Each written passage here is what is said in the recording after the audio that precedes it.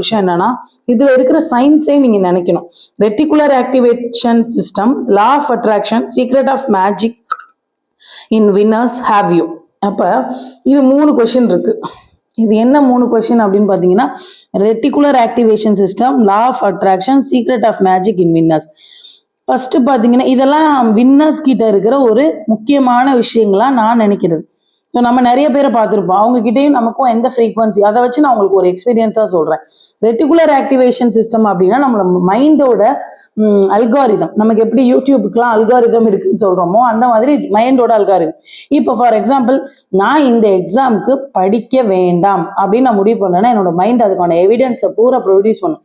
ஆமா, எக்ஸாம் இப்போ வருமா வராதான்னு தெரியாதுன்னு அவங்க போட்டிருந்தாங்க.